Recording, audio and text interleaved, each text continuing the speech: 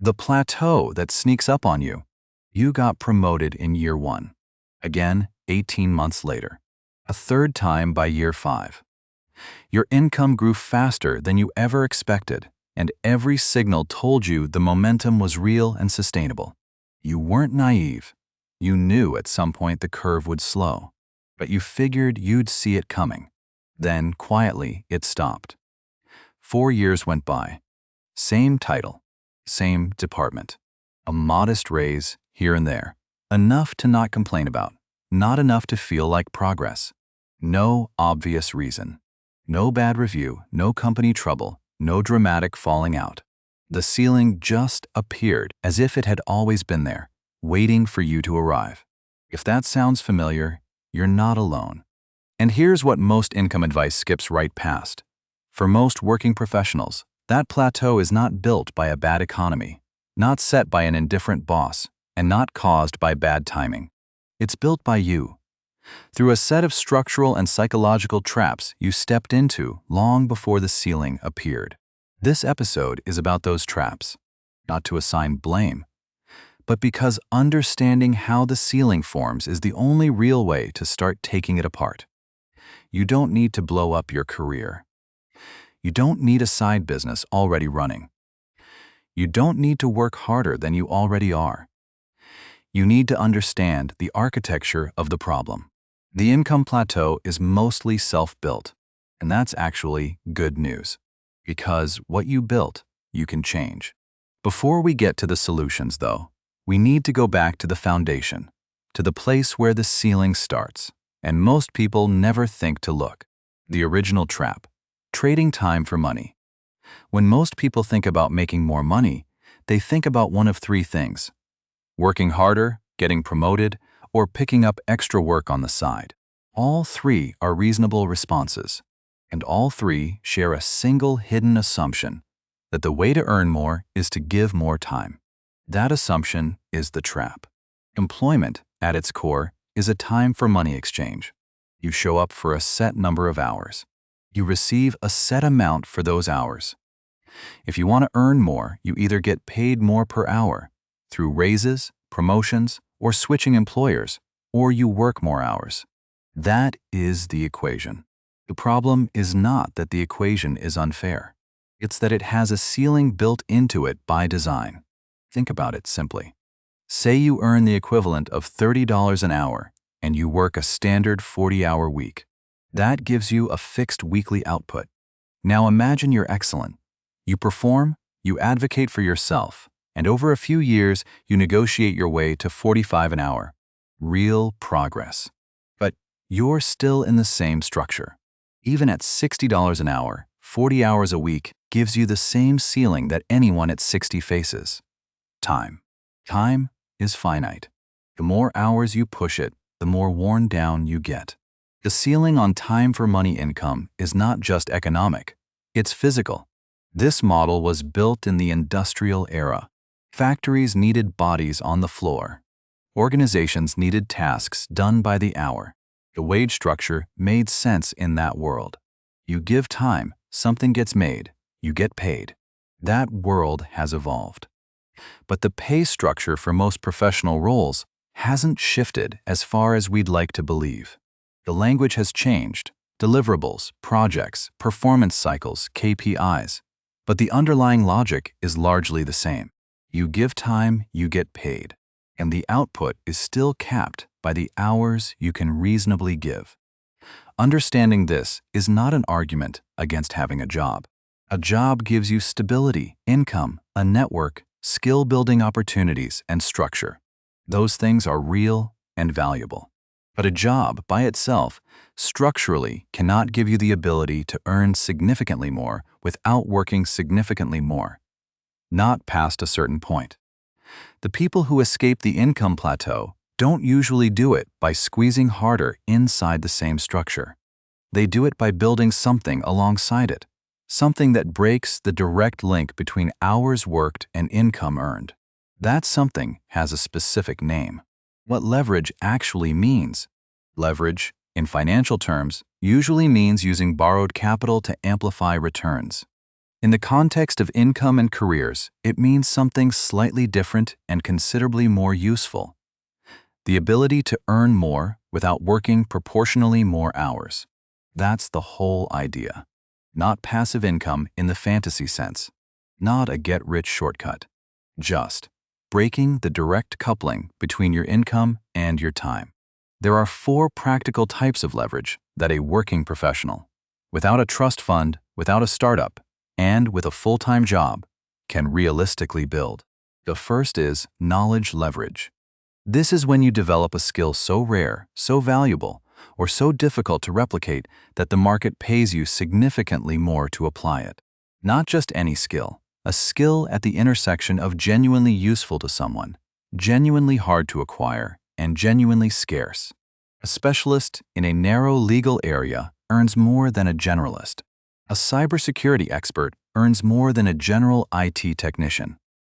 A financial analyst who deeply understands a specific industry earns more than one who doesn't. The rarity of the skill is what creates the leverage. The second is systems leverage. This is when you build processes, tools, templates, or structures that produce output without requiring your presence every time. A manager who builds a team that runs reliably without constant oversight is exercising systems leverage. A professional who documents and systematizes their work so that each project takes half the time it used to is exercising systems leverage. The output begins to scale in ways that personal hours simply cannot. The third is reputation leverage. This is when your name travels farther than your resume. When someone refers you before you've even applied. When people seek you out based on what they've heard about your work. Reputation leverage lowers the friction of every future opportunity. You stop starting from zero each time. A person with a strong professional reputation often earns more for equivalent quality of work than someone equally skilled who hasn't built their name. The fourth is capital leverage. This is when your money earns money, returns on investment, assets generating income. At the early stages of a career, this type of leverage is limited simply because you don't have much capital yet. It grows in importance over time, and it's the domain traditional investment advice covers. For most people in the 22 to 35 range, the other 3 types are considerably more immediately actionable. Here's the key point. You don't need to build all 4. You need to start building at least one, deliberately and consistently. And the reason most people don't, even people who intellectually understand leverage, comes down to something that has nothing to do with strategy. The identity cap nobody talks about. There's a well-documented pattern in behavioral psychology. People tend to anchor their sense of what's realistic, what's fair, and what they deserve to numbers they already know. The first salary offer you received shapes your sense of what you're worth. The incomes of your close friends shape your sense of what's normal. The amount you've earned for the past few years shapes your sense of what's attainable. This is anchoring. And in the context of income, it creates what might be the most powerful and least visible force holding people back: the income identity cap. The identity cap is the figure, or range, that lives somewhere in the back of your mind as the amount someone like you earns. Someone with your background, your job, your city, your level. You may have never consciously set that number, but it's there, and it shapes your behavior in ways that are genuinely hard to see from the inside. Here's how it shows up in practice. You apply for a role that's a stretch. When they ask your salary expectations, you name something slightly below your actual target because a higher number feels like overreaching. You pass on a client who would require you to charge significantly more than you currently do because something about the ask feels presumptuous. You negotiate, but you stop short because somewhere in the back of your mind a voice says, "This is what someone like you earns. Don't push it." That voice is the identity cap. The cap is not a reflection of your actual market value. It's a reflection of the income story you've absorbed over years, from your background, your peers, your environment. and the gap between that cap and reality can be significant. People who genuinely have the skills to earn meaningfully more can spend years undercharging, under-asking, and under-positioning themselves. Not from lack of competence, but because their income identity hasn't caught up with their actual capabilities. Closing this gap isn't about affirmations or visualizing a bigger number. It's about systematically exposing yourself to people, contexts, and markets that expand your reference points. It's about researching what people with comparable skills actually charge or earn in the open market. It's about practicing the ask before you need it, so the number doesn't feel strange when you say it out loud. The identity cap is the psychological ceiling. The next ceilings is more quantifiable, and it's built into the system most people have been told to trust completely. Why waiting for promotions is a slow game. Let's do some honest math. Not complicated math, just clear math. Average annual wage growth for employed professionals in the United States typically falls somewhere between 3 and 5% per year, depending on industry and economic conditions. Let's be generous and assume you consistently land a slightly above average raise, around 4 to 5% annually. These figures are broadly in line with data from sources like the Bureau of Labor Statistics and PayScale's annual salary surveys, though they vary considerably by field, region, and seniority. At 4% per year, how long does it take to double your income? There's a useful approximation called the Rule of 72. Divide 72 by your annual growth rate to estimate the doubling time. At 4%, 72 divided by 4 equals 18 years. At 3.5%, roughly 20 to 21 years. 2 decades. To double your income. Starting today, that is not a plan.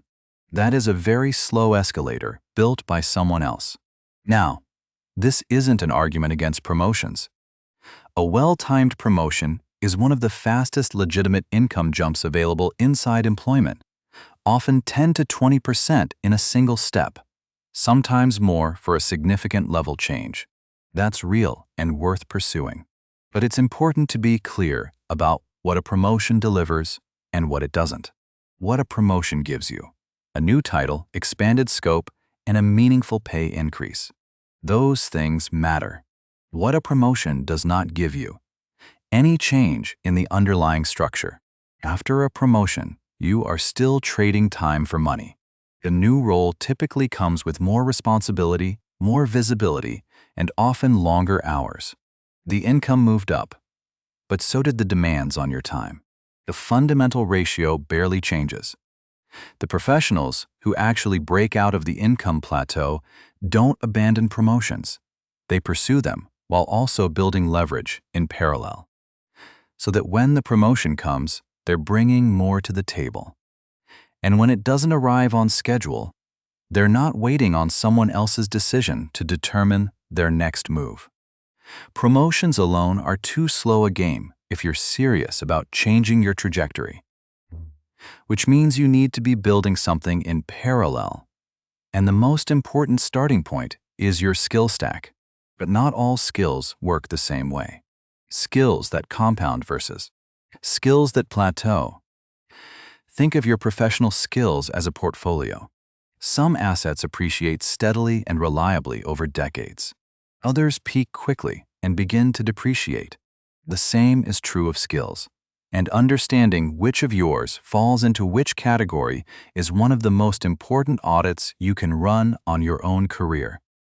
Commodity skills are skills that are widely available, reasonably easy to teach, and relatively interchangeable across the workforce. They're often necessary. Organizations require them, but they don't create leverage. When many people can do what you do, competition keeps the price near the floor. When technology or offshore labor can do it faster and cheaper, that floor can drop further. Commodity skills keep you employed. They don't make you irreplaceable. Rare skills are different.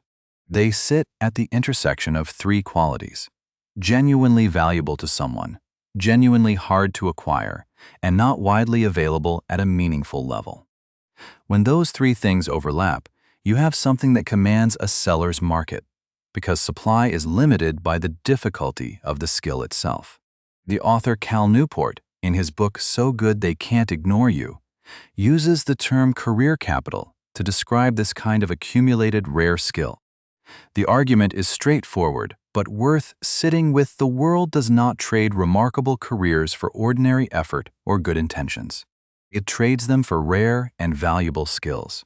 Career capital is the currency you offer in exchange for better opportunities, more autonomy, and higher income. Without it, you're asking for premium outcomes while offering something common. Here's a useful audit to run on your own skill stack. For each significant professional skill you have, ask 2 questions. First, how many other people can do this at my level? Second, is this skill becoming more or less valuable over the next 5 to 10 years? The skills where both answers point toward common and potentially replaceable, those are your commodity skills. The skills where the honest answer to question 1 is genuinely not many, and to question 2 is more valuable. Those are your career capital. For most people, this audit reveals a mix.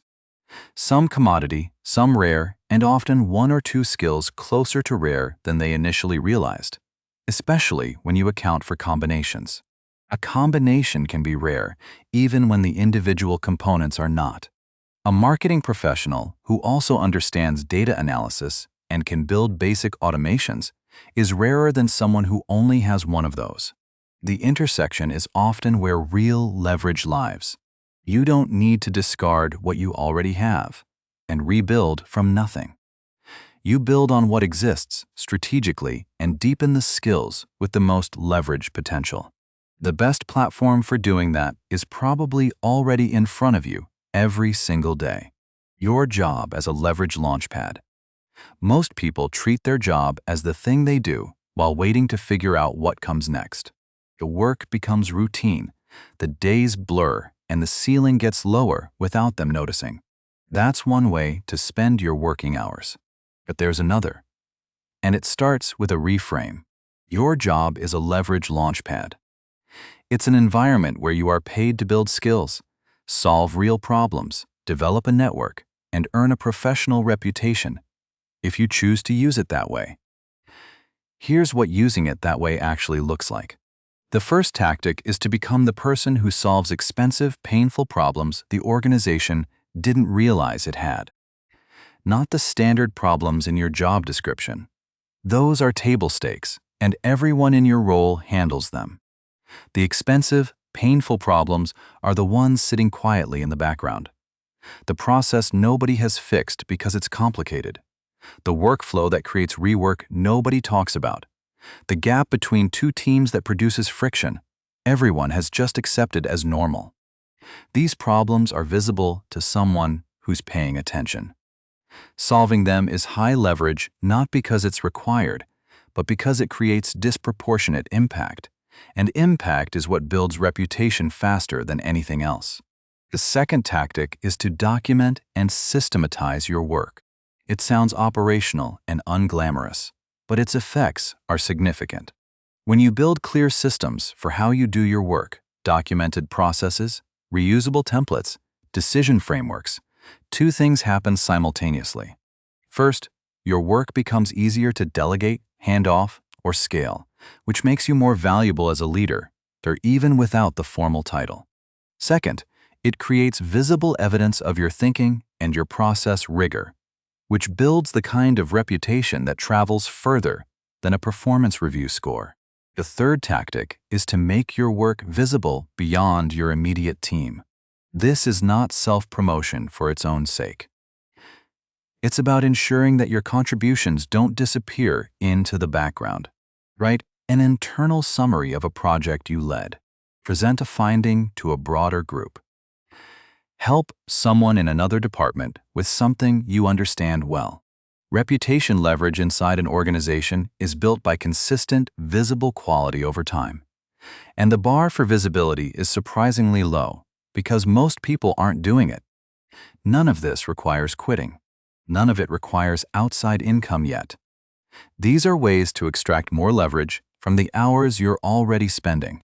and to build the skill depth and reputation that opens the next door. But here's the counterintuitive part. Even when people recognize the income ceiling and take action by building something outside their main job, most of them fall right back into the same structural trap they were trying to escape. The side hustle trap inside the side hustle. When people decide to build additional income, the path of least resistance is freelancing.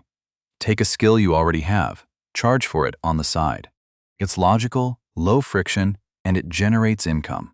But in most cases, freelancing is still trading time for money, just at a higher hourly rate, with the added overhead of managing your own clients.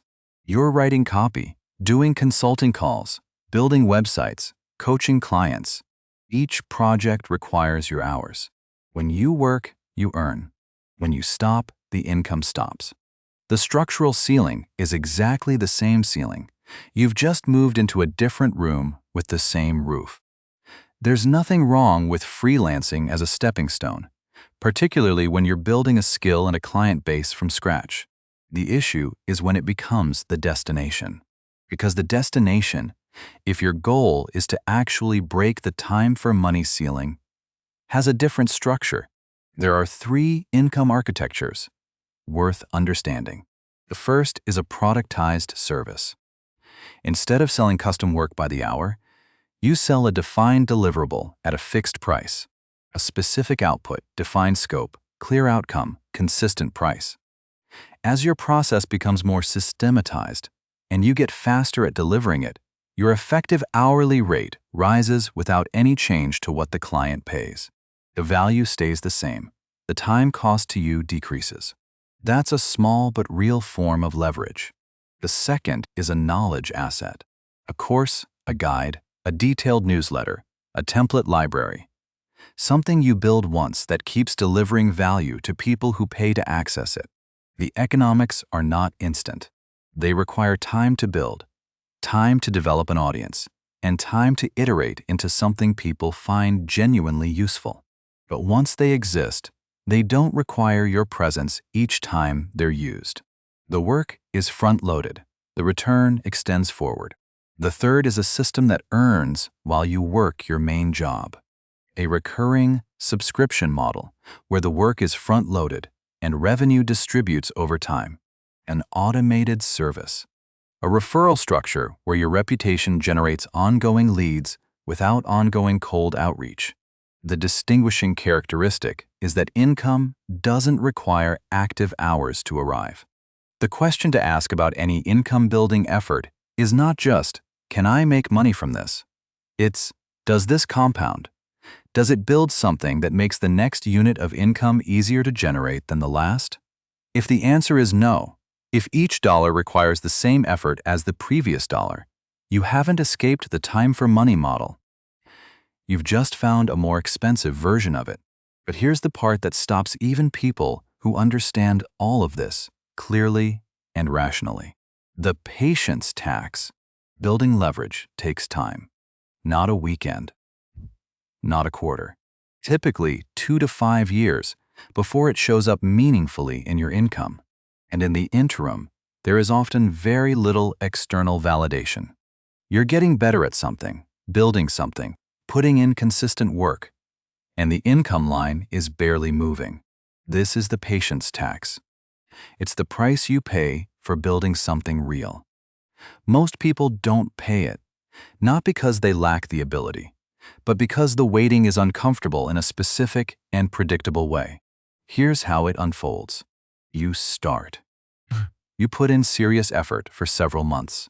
Progress feels invisible. Then you look around and notice someone else, someone who started earlier, or got a lucky break, or had more resources, and they're already well ahead. The comparison triggers a quiet doubt. Maybe this isn't working. Maybe I should try something different. Maybe this approach isn't for me. This moment, repeated enough times, is how most people exit their leverage-building work before it compounds. They compare their year 1 results to someone else's year 5 results and conclude the strategy is failing, when actually it just hasn't had enough time. The way to survive the patience tax is to change what you're measuring.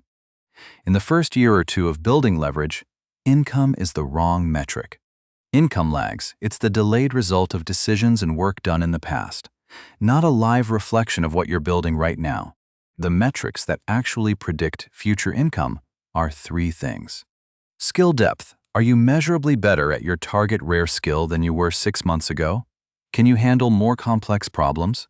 Are you faster, more precise, more reliable under pressure? Reputation signals. Are people reaching out because of what they've heard about your work? Are you getting referred without having to ask? Are you being invited to contribute to things you didn't initiate? Network density.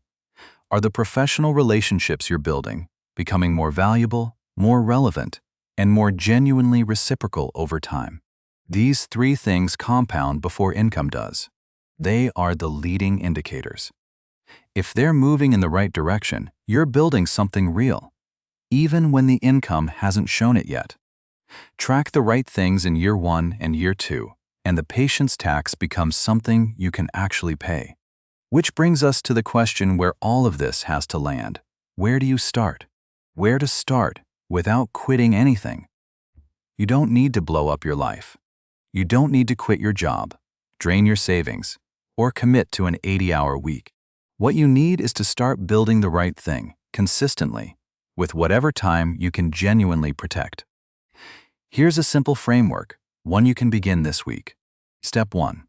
Identify your highest leverage skill candidate. Go back to the commodity versus rare audit. Look at every significant skill you currently have and ask honestly, which one sits closest to that intersection of valuable, hard to learn, and not widely available? That's your starting point. Not a new skill you don't have yet. The skill you already have that has the most leverage potential and that you could go meaningfully deeper on over the next 12 months. Step 2. Map one leverage building action per week. Not one per day, one per week. A single concrete action. A deeper practice session in your target skill. A documented system that captures how you solve a specific type of problem. One piece of work made visible. An internal write-up. A contribution to a professional forum. A presentation to a group beyond your immediate team. One action. 1 week. Consistently. Each small deposit compounds into the asset you're building. Consistency matters more than the size of any single action. Step 3. Set a 12-month review date. Mark it in your calendar, treat it like an appointment, and commit to not drawing conclusions before you reach it. In 12 months, look honestly at skill depth, reputation signals, and network density. If those three things are growing, you're on track, regardless of where the income line is. If they're not, adjust the approach, not the timeline. Now let's step all the way back and look at the full arc of what we covered today. We started with the income plateau, the quiet leveling off that catches most people off guard because it doesn't announce itself. It just arrives. And we named the uncomfortable truth. For most people, the ceiling is mostly self-built, through structures and patterns they never consciously chose. We looked at the foundational trap, the time for money model that caps every employed professional at the hours in a day, not because the job is bad, but because the structure, by design, links income to time, and time has a ceiling. We talked about what leverage actually is: knowledge leverage, systems leverage, reputation leverage, and capital leverage, and how any one of them, built deliberately over time, can begin to break that link.